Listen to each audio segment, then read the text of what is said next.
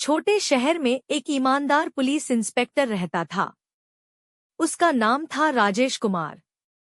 वह अपने काम में बहुत सख्त और ईमानदार था। अपराधी उससे डरते थे और लोग उसका सम्मान करते थे। लेकिन उसकी असली जिंदगी बहुत अलग थी। घर में उसकी बीमार पत्नी और एक छोटी बेटी रिया थी, जो उसकी जान से भी ज्यादा प्यारी थी। हर सुबह जब वह ड्यूटी पर जाता, रिया दरवाजे तक आकर कहती, पापा जल्दी आना। और राजेश मुस्कुराकर कहता, हाँ बेटा, जल्दी आऊंगा।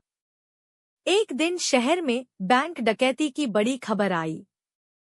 राजेश को तुरंत मौके पर बुलाया गया। वह बिना देर किए निकल पड़ा।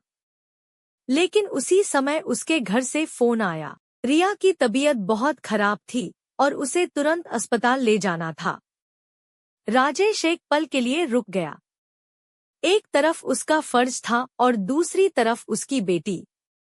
लेकिन उसने गहरी सांस ली और कहा, पहले मैं ड्यूटी पूरी करूंगा। राजेश अपनी टीम के साथ बैंक पहुंचा। अंदर अपराधी हथियारों से लैस थे। माहौल बहुत खतरनाक था। गोलियों की आवाजें गूंज रही थी। लेकिन राजेश डटा रहा। उसने अपनी टीम को संभाला और ऑपरेशन शुरू किया।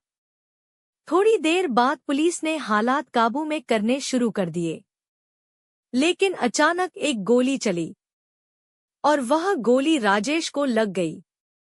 वह गिरते गिरते भी अपराधियों को पकड़वाने में सफल रहा, लेकिन खुद घायल हो गया। उसे अस्पताल ले जाया गया। होश आने पर उसने सबसे पहले पूछा, मेरी बेटी कैसी है? कमरा शांत हो गया। कुछ देर बाद उसकी पत्नी रोते हुए आई और कहा, रिया अब इस दुनिया में नहीं रही। यह सुनकर राजेश टूट गया। उसकी आंखों से आंसू बहने लगे।